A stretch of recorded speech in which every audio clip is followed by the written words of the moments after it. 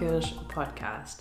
My name is Karo, and this is a podcast where I talk about my yarny crafting, mainly knitting and spinning, but I have sometimes also some art or crochet or sewing, the random odd crafty adventure that I dive down, but usually I talk about knitting. And today it's the weekend. My husband's home, so he's taking care of the kids. Yona is asleep and Lana wants to do some sport with him, so let's see, they're next door. I hope it's not too loud. We'll see how this goes, but I thought I'd try to record a podcast. And today I'm here with a hot tea out of my Tim Hortons mug with a bear on it. Yay. We love these mugs. They're massive. But yeah, I'm in this cold room. I'm not heating this room because this is where I usually do my home office and art, but I'm not really doing art these days. There's really no point in me heating this entire room. So I'm here a little bit cold. So I brought myself a tea. But yeah, I gathered some stuff again, and I said last time I really wanted to shorten the distance between episodes, but I don't know, then I thought it would be nice to have like a finished object or something. So I was trying to push myself to finish something. I do have a finished object, not the one I was planning for, and I think we're still more or less at the roughly 1 month mark. That just seems to be the good groove I found. So maybe don't mess with a functioning system. There's like a saying that goes with that. Anyways, so welcome everybody. I don't know if I've said that already. Welcome back, any old viewers, and welcome any new viewers. Yeah, let's just get started. I feel like I already forgot what I said in the intro. It's a weird intro this time. Sorry about that. Okay. I've knitted some stuff and I finished one object. And let me show you. Woo. This is the Rider Raccoon Cowl by Heidi May. And I've knit this one before. For my daughter, and I think I've mentioned that she's in daycare now, and they actually do like a nice thing. It's like a charity. Kids are helping kids, and they're packing like Christmas boxes for kids in areas under distress. And this year they've chosen the Ukraine, so they're sending parcels to kids in the Ukraine to give them a bit of joy and some useful things, and for the Christmas season. And the group of my daughter, they're packing one box with a bunch of items, and every kid just is supposed to bring one item, and we got a hat, so that's awesome. So I decided to whip this up real quick. I think it took me 3 days this time. The one I did for my daughter, I had the collars the other way around. But yeah, since I was using more of this marled color the last time, I had more of this black left. So I had to do a more black version this time, but it's still very cute. The ears are just like, this time they turned out really three-dimensional. Pretty happy with the ears this time around. And yes, it's a very quick knit. I think I knit the toddler size for my daughter, but that turned out quite big actually. I'm actually having her wear another hat underneath just because it's quite open, and like if it's windy I feel like it'll just go right through. So I decided to make this smaller. I never measured my gauge. I guess my gauge is different from the pattern, so I think I just did the baby size hat, but this is clearly, I tried it on my daughter. It actually fits quite well on my daughter. So, and it's supposed to be for a 3 to 5 year old. So my daughter's nearly 4. But the yarn I've used is Schachenmeier Nordic Fashion Dream, I think. And the colors, the black is 99, I believe. And I think the brown mold one is 84, if I remember correctly from putting it in. I don't know. I always link my project page on Ravelry down below. So if you're curious about like specifics about the yarns and stuff, you can always check there. I also try to put in the amounts that I've used. I really like that to kind of keep track of my stash that way in Ravelry. So yes, this one's done. Very cute, very happy I can contribute. I was actually very happy that we got like either hat or scarf or gloves. That's what I was hoping for. We could have also got like toothbrush or something, which would have been very easy to buy, but I thought I could knit a hat, so it would be really nice if we get hat, and we did, so yay.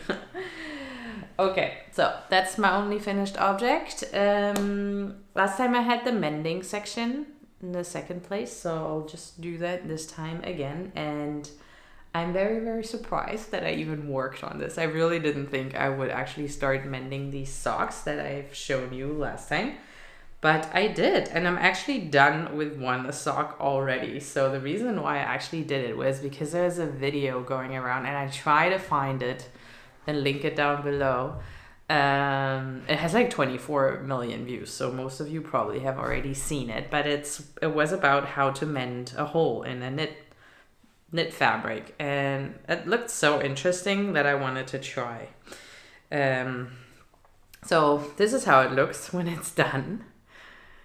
So, yes, it looks patched up, but I think it looks pretty nice. I haven't worn this. It's obviously quite like thick now, so I don't know if it'll be weird feeling that under your foot. But the method seems quite stable, so we'll see. I've started the next one, so maybe it's you can kind of see how it works. I'm nearly done with this section here as well that I did. But what you do, you kind of like pick the area that is broken. Whatever, I can explain here. Like this is the one that I would want to cover, and then you kind of pick one row of stitches here and one row of stitches on the other side. And then you weave your yarn through and leaving like a loop on the one side that is like double the length of the area that you're trying to cover, roughly. And then you take a crochet hook and you crochet up through your weaving, and then you stitch it in. Again, I'm trying to link the video down below, then you can see like a sped up version on how it technically works. It works really nice, but the one thing, and you can already tell here that I have issues with, is like gauging the length that you need of the loop. So here I'm already done. I'm at this side, so I filled my area. I actually squeezed in an extra row, but I still have some loop left over. So that's the one problem I have with this method. But already in one section before, I just did another crochet row on the other side, so that kind of worked too. And then if I have like an odd end, I can just kind of pull it towards the back and kind of figure that out with weaving in the end. But other than that, and I think with a bit more practice, I can probably gauge that better. I think the problem I have is because this fabric is kind of extended, the length I'm gauging seems longer than what I actually need if I have like a tight knitted fabric. I think that might be my issue, why I always have too much yarn left over on this side. So I'll try to be better at the last section that I'm trying to cover up, but it's a really quick method. It actually, like, I did this in like, I don't know, maybe half an hour or something. So not even, probably 20 minutes. I just did that before I started recording. And then my son fell asleep and I was like, ooh, I can actually get this podcasting thing done without having him in front of me.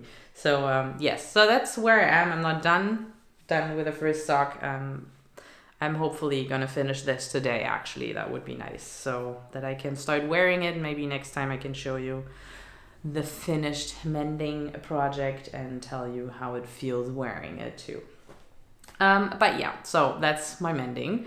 The next project, again, was also a sort of mending, but it started being a new cast on. That is a pair of socks that I'm knitting for my mom. I gifted those socks to her last year, and I must have used 2 different needle sizes, which is why they turned out differently. And I decided to just completely tear them out and re-knit them because I didn't see any way of matching gauge this time around, not knowing which needle size I used the last time around anyway. So yeah, here they are.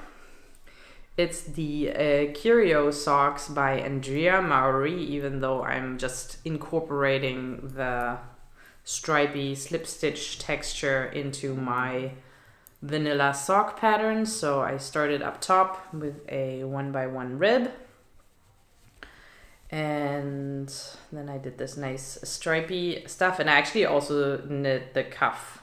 Is that the cuff? Is that the top? No, the cuff is just the part up here, like the whole leg of the sock longer, because my mom wanted that. Then I did a Eye of the Partridge heel flap and gusset heel, and did the foot for most of the part, and now I'm just doing the toe. And here I'm actually doing, in German it's called the ergonomic toe. I have no idea if that's an English thing too, but I guess it makes sense in English as well. It might have a different name, but it basically just means that you have a right and a left sock, that you're not decreasing symmetrically on the toe. You're decreasing first on the one slope from your toes, and I mean it's both toes, but you know, the actual foot shape you have like this and not like this.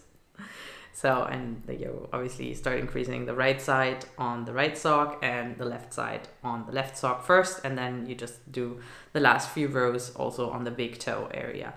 That yeah, you do the decreases. So that's what I'm doing here. I have to check where I actually am now. I'm following that way of doing the ergonomic toe from Nora of the Cat and Weight podcast. Oh no, she changed her podcast name. It's Mansarden Atelier now. She's a German podcaster.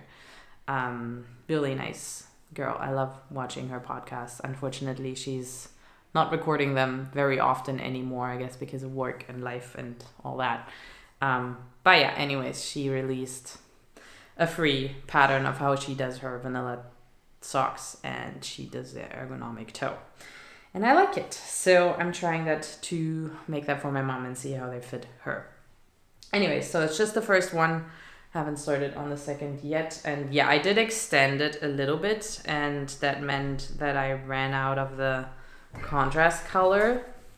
Since I already knit them before, I had only like a set amount of color, and I added a bit more purpley Zauberball yarn, which I'm going to show you in the acquisitions what I got there. So that's that. The next project is one that's starting to get a little bit stale. That's the one I was actually trying to finish. I really want to finish it because I think it would be nice to wear as a layering piece even in winter, even though it's a summer knit technically. And that is my yarn barf. Hang on. That is the Cumulus Tee by Petite Knit. And last time I just barely started with binding off the bottom of the t-shirt, which is done with an I-cord bind off. And I since finished that. And I also finished knitting and binding off one sleeve. So I really just made a very short sleeve. I think I added an inch here. And then again, you bind off with an I-cord bind off method. And then now I'm working on the V-neck, binding that off again with an I-cord. But I just started on that. And once I'm done with that, I still have to do the second sleeve. So yes, really hoping to get this done till next time. I think the worst part is done, which is picking up the sleeves around the neck. I hate picking up sleeves. I just don't like it. I don't know. It's so tedious. I hope I did the right amount. I really hope I don't have to rip it out because it's way too tight or something, or too wide, I guess. But yeah, let's hope I did an okay job with that and that I can just finish the sleeve and be done with it.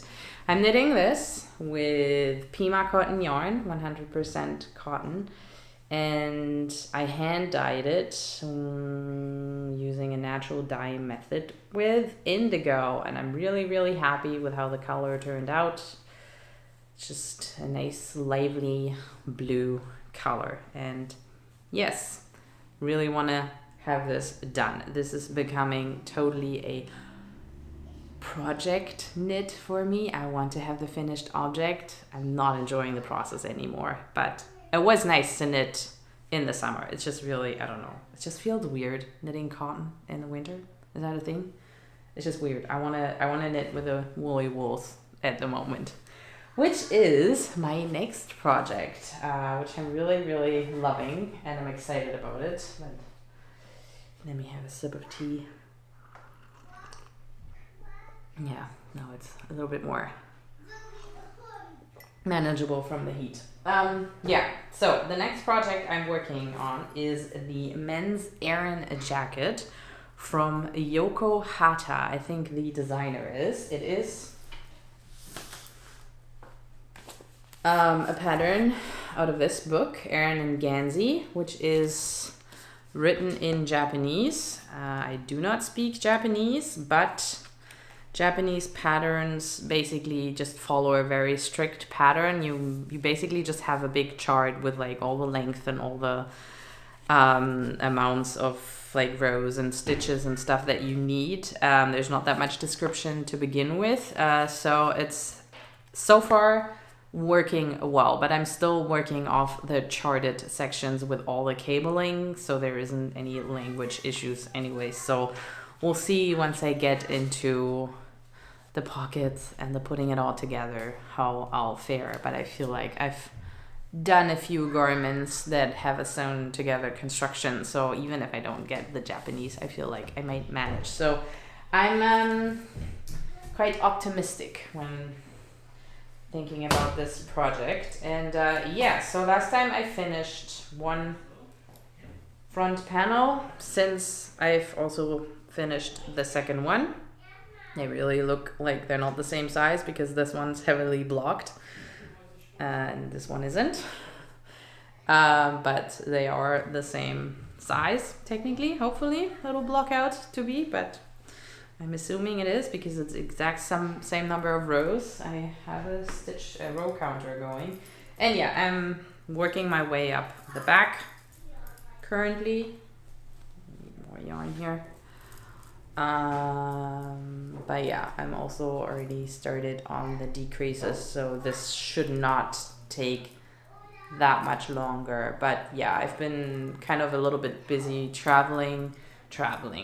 We've been away for the weekend, so I brought the socks, which is why I made some progress there, and then I had to put it down for the little hat that I'm knitting. So and yeah, I was trying to prioritize that summer knit to get that out of my way, because I really don't want to have to pick that back up after Christmas. And I'm kind of in the Christmas knitting mode at the moment. There's still one more pair of socks that I haven't even cast on that I really want to get done for Christmas, and then I can finally go back to egoistic knitting. But yes, so I'm really happy. I think last time it looked like the texture really doesn't show up that much. I hope it shows this time. I think it was just blowing out a lot last time, but I feel like it might be good this time. So yeah, it's just a really nice texture. I've actually also stopped using a cable needle altogether. Like again, like there's like 3 different patterns basically. There's like this honeycomb pattern, which is like a 2x2 cable. This one is just a 1x1 where you swap around one stitch, which I did from the get-go without a cable needle. But this one and also this one, which is just kind of a braid, I started doing with a cable needle, but then I realized that I can also just do that without one. It's easy enough to swap 4, stitch it around without losing them. Definitely with this sticky yarn where you don't really lose the stitch even if you take it off the needle. So that's helped, just that I don't have to deal with that extra needle, and it makes it easier and quicker to knit. So that's how far I'm here.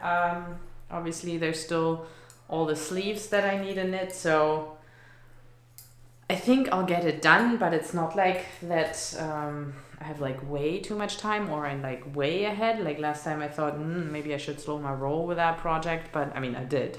I shoved in a bunch more other projects that I started knitting on, but I don't know. I do want to get back to that project as soon as possible, that I don't start getting nervous after all. But yeah, that's all the projects I'm actually working on. The rest is natural dyeing and acquisitions. This is actually the natural dyeing that I maybe can still include in the part. Like, I don't know, not everybody loves the acquisitions, so I kind of shove that towards the end in case people aren't interested in that. But maybe people are interested in the natural dyeing, which I did. Again, last time I cast on the big cozy cardi, which I haven't touched since. I think it was really just like, ooh, I want to cast that on, and then it was good. I still want to knit it, but again, I have all these other projects that I really need to get done before Christmas, so I'm prioritizing that.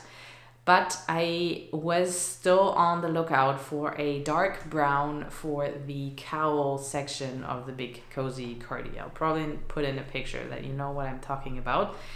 And with my nice warm gray that I'm using for the body, I thought like a dark, cool brown would look good with that. And then I couldn't find anything online, and then last time I had the idea to try walnut dyeing, which I actually end up doing. Like, it didn't look like it would give me the right color in my dyeing book, in my natural dyeing book, but then I looked a bit more online, and there were pictures from people who did very dark hues with walnut, so I figured I'll just give it a go, and that's what I did. So there's a bunch of yarn here.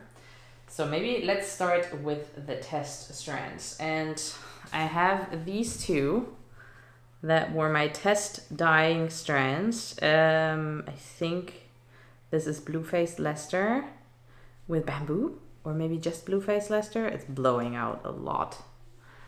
But yeah, as you can see, it's like 2 different shades of brown, and the lower one is just the dye straight up, and then this one is more mordanted with iron. And I should say that I did dye this first. I think I actually still have some of that too. Hang on. I tried dyeing this with, this was natural colored yarn, and I don't even remember. What did I try dyeing it with? Oh yeah, with Mahonia. I had a bunch of Mahonia from my mom's garden, and I had to freeze it because I couldn't find the time to do it, and I didn't want it starting to mold. And like the first time I dyed with Mahonia, I had like this really lovely green color that I ended up with, and this is what I ended up with this time. So I don't know if I boiled it instead of just simmering or how I lost the color, but basically there's nothing nice turning out. So I have a whole bunch of yarn back there in this color that I definitely want to over dye with something a bit more something like a color. So I figured I can use that as a test strand. So that's what these two are. And yeah, I really like the one with iron. Like, that was exactly the shade that I was aiming for, and so I decided to just do it with the alpaca silk yarn that I had last time. But it didn't quite get that dark color. It basically stayed like my first test strand of yarn. I mean, it's a very, very nice color, but I really would have liked this one that leans a bit more towards gray black, like a cool. It looks like I didn't mordant it with iron, but I did. I definitely did. So I have no idea. I definitely don't want to do it again with the iron because it's pretty aggressive to the yarn, so I don't want to overdo it. So I don't know. I'm not sure what I'm gonna do. The one thing I was trying, I was like, okay, well maybe it's the alpaca, maybe it's the silk, because I've had to throw this in like, I don't know, 5 or 6 times. I think I had it in. Like, I mean, I had a very, very strong solution there. My mom collected a lot of shells for me because I don't know. In my area, there's a bunch of walnut trees, but the one that actually had nuts that I remembered when I was talking about it last time, that's like on like above a walkway, so that gets cleaned up regularly, so I couldn't really find anything there, like maybe 2 shells or something, but that doesn't really get you anywhere. And then the other ones in the park, there were just no nuts on it. I have no idea. Like, apparently walnut trees have phases or like years where they have a lot of yield and years where they have like 0 yield, and apparently they have no yield this year in our park area, so I couldn't get any walnuts for this project. But my mom, she collected some for me and she had like a bunch, so I had a very, very strong mix there, and I put the yarn in like 5 times, I think, until I got like an intensity that I liked. But yeah, the color didn't really change. It always was like the same line, like it was just lighter than this, but it never, like, it's just a different color in the end, like this more grayer one. Like, even if I would have thrown this in like 7 times more, I feel like I would never have gotten to this color. So I just stopped because it started felting and everything as well. So then I thought, okay, maybe it's the alpaca silk, and I'll just do a wool and dye that. So I used some of my Knit Rennie, the cone that you see there, the putty color, and dye that with the walnut and also with the iron mordant, and maybe that gets me to the color, and I'll just hold it together with the alpaca silk. But again, it stopped at the lighter shade. So now I have some walnut dyed Knit Rennie, which is fine, but I don't think I'll end up using this. So I don't know. What I'm thinking now is to maybe just try putting acid dye on top of this. I'll try with my test strand to see if it even takes after you've done natural dyeing, but I don't see why it wouldn't take. And then just put a little bit of gray on top of this, or black. I think I have both. Just depends on the strongness, like the amount of color I put in, but I hope that'll give me the color that I want. Fingers crossed. But I don't know, I feel like this is just too warm, and then it's a warm with a warm, and I don't know, I really liked this color, holding it up against my yarn. So I'm not quite done, but I did some dyeing and I'm happy with the result. I really like the deepness of the color and everything. So if all fails, I'll still knit with this, but I haven't given up trying to get it a little bit more gray than it is currently. Okay, so the last segment is the acquisitions, and I bought some yarn and I also bought 2 books. So maybe let me show you the books first, because I have a plan. You know how I've redesigned a few patterns of the Indian Nights blanket by Jenna Soap. By the way, I haven't obviously knit on any of that because of all the above. But there is this one pattern, the loon, that I really, really like. And I was thinking of maybe trying to put this into a sweater with like either like a yoke pattern, or I'll put the pattern somewhere else. But I like that pattern so much that I want to reuse it somewhere else. And I always wanted to dip my toes into the knitwear design a little bit. So yeah, I figured that's a cool pattern that makes a sweater already, and then I can try, like, without having any fancy details, just to create like a fitting garment basically. And I've heard a lot that the Elizabeth Zimmerman method is a good one for constructing sweaters. So yeah, I went ahead and purchased her book and see if I can design a sweater. So the book I'm talking about is Knitting Without Tears by Elizabeth Zimmerman. And I've only started reading, like where she talks about all the materials and stuff. And like techniques, right-handed, left-handed knitting and all that stuff, and how you can cast on and yada yada yada. So I hope it'll get into the whole how you make a garment fit, but it says easy to follow directions for garments to fit all sizes. So I have no idea. I have barely started reading this, and I hope I can make a sweater using this method, and then I'll let you know how that goes. You'll probably see me knitting on it on this podcast, and who knows, if it turns out really, really nice, I can try to actually put it into a pattern. But that's very, very far ahead music. For now, I just want to try making my own sweater using this method.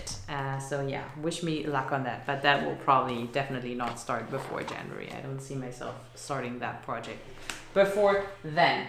But as I was looking for knitting books, I also found this one. And that's the Vogue Knitting Stitch Dictionary, the Ultimate Stitch Dictionary with more than 800 stitch patterns, which mainly I was interested in the knit purl stitch patterns. So it's a book full of swatches with like different like there is lace, there is knit purl, there is cables, there's color work, cables, knit purl, lace. That's the last one. Oh yeah, and then there's a bunch of different edgings that you can do with like baubles and all that stuff. So yeah, it's just, again, it's a dictionary to give you ideas for designing. Again, I thought maybe I'll give this whole designing thing a go, and if that colorwork project works out well, then I can try to come up with something a bit more interesting. So yeah, that's why I got this book, and we'll see if I'll ever actually use this for designing. But that's the idea behind it. And yeah, and then I got a bit more yarn. As I said, I need to knit another pair of socks for actually my brother-in-law. And because I've knit socks for everybody, but for some reason he always gets skipped. And so yeah, I really owe him a pair of socks, so I'm trying to knit a pair for him for Christmas this year. And he wanted blue socks. Like, he likes blue, as everybody apparently in our family. Anyways, so I picked a Zauberbalg Schoppel yarn because I really like that yarn. That's the sock I am most happy with that I knit for myself out of that yarn. I mean, the fit is good, but that has more to do with the knitting method. But I also like how it holds up. Like, it's older. That pair of socks is older than this one here, and this one's already worn through, and the other one I actually wear a lot, whereas this one I didn't really wear that much.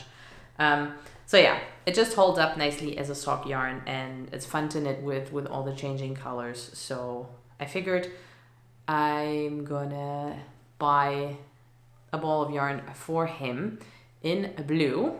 But obviously, just one ball of yarn. You can't just buy one ball of yarn with the shipping cost, so you always have to choose a bit more. So it traveled with 2 more colorways. And these 3 are the ones that I picked. So this is the one. This is the colorway U-Boot 1511, which I technically picked for him thinking it would be a blue-green, but it is actually very, very purpley. So I don't think it'll end up being for a pair of socks for him. This is actually the one where I stole just a little bit for my mom's sock, like maybe 6 rows or something. And then these 2, and I think this is the one he chose now that he would like his socks made out of. This one is Flussbett, which is riverbed, and this one's called Camouflage. So yeah, really, really fun. I think they're, great for socks, but also, I mean, they're great as a substitute for spin cycle yarns, for sure. They also have like this is the typical sock base, but they have different bases, which is also like thicker, or like they even have single plies. Then it's obviously not quite as fun with all the marling, but still, like, they're a good substitute for the spin cycle yarns if you're looking for something that's a little bit more affordable, but just as fun. And I actually just saw a mitten knit with this colorway, or maybe with a camouflage, I don't know, kind of as a background color, as a color work mitten. And there is one that I always wanted to knit, and now I'm thinking that I'm going to use one of these for that. I mean, not this one, since this is going to become a pair of socks, but maybe one of these 2 is going to become a pair of mittens or socks or whatever. So that's these 3. And then since this one was more purple than I wanted, I bought another option for my brother-in-law to choose from. Oops, I fell down. So I got these 2, which is just very, very off the rack. My son is crying. I think I have to hurry on here. He's getting hungry. This is just off the rack sock yarn.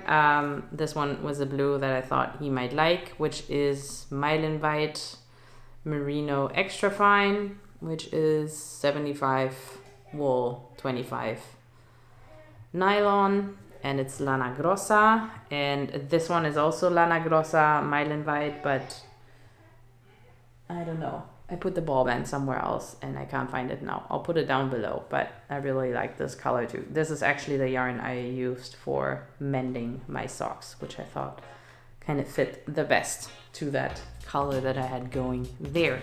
But yeah, that's all I meant to show you. So yes, now I'm surprised that I ended up at the end. But yeah, thank you very much for watching, and I hope to see you next time. Bye bye.